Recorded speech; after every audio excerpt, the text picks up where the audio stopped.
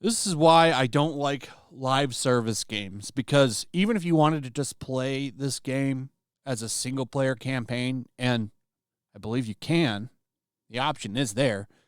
If the servers go down for maintenance or any reason, you get booted offline and you can't play the game. Live service games, especially for something like this, are stupid. But that's what they're doing.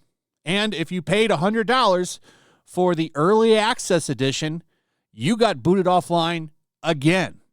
So an hour after this game launched, they took people offline because the moment they started the game was completed.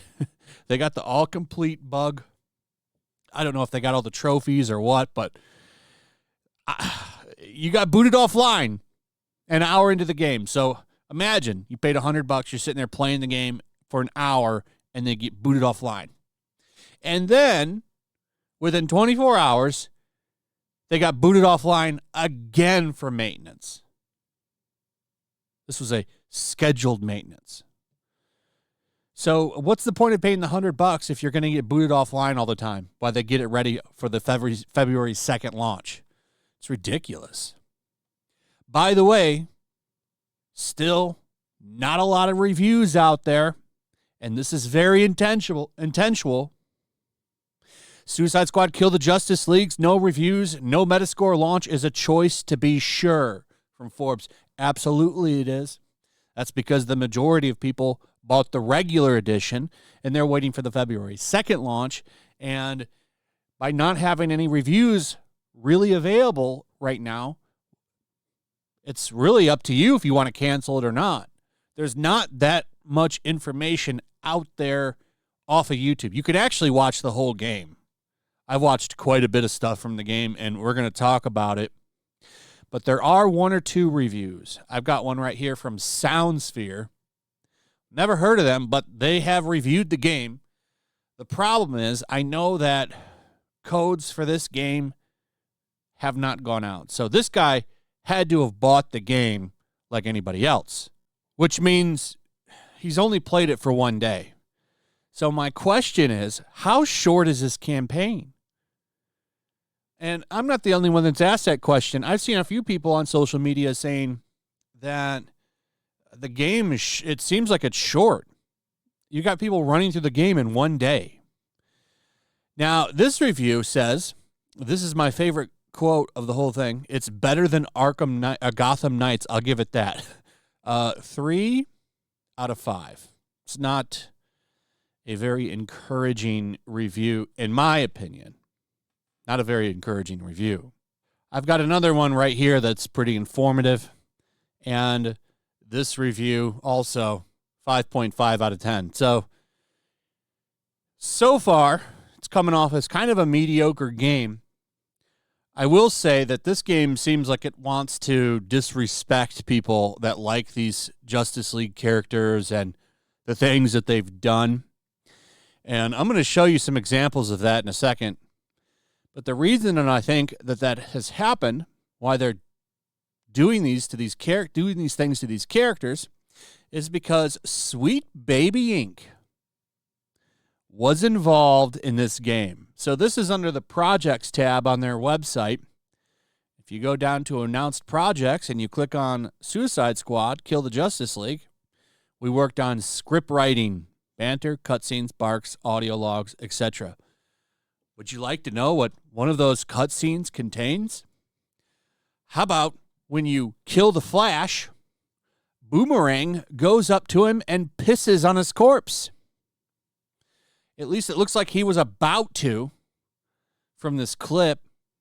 I can't play the clip. I probably could, but I don't want to do it right now because I know people, this is on YouTube because people post everything.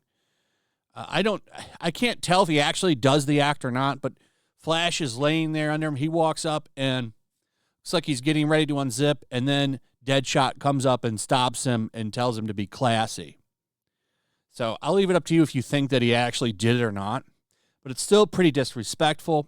Batman got disrespected as well. But what's really funny is, you know who gets a heroic death and is treated respectfully when she dies? Wonder Woman. It's from Endymion over on YouTube. Great channel. I've had him on Flashcast before. Really good guy. Says, of course, since Wonder Woman is the only female in the Justice League roster, here she gets a respectable death. Every other character who isn't a woman have their deaths played off as jokes. Absolute nonsense. And you know why this is? It's because of that old sweet, sweet baby influence. They worked on the cutscenes. This is all done intentionally. This is all done intentionally. Here's from Fenner the Wolf. Says, normies act like this is nothing, but this entire game is taking a shit on the characters and fans as a while. It's a symbolic showing of how they view all the things we love and hold dear, and they will not stop until it's a corpse they can desecrate, and they have. And this is a response to Flash getting pissed on by Boomerang. Yeah, screw this game. I'm not buying this game. No way. The live service was already a turnoff. But now, as more comes out, I'm staying away. I'm staying far away. I think this game is going to be a financial disaster. And Rocksteady is going to learn some instant regret. This is what happens when you bring Sweet Baby in. This is the kind of storytelling you get. And anything that they touch seems to become a cancerous pile of shit. Spider-Man 2 worked on the story. What kind of things happen in that story, huh? So, Alan Wake 2, we all know how that went. I'm not shocked by this.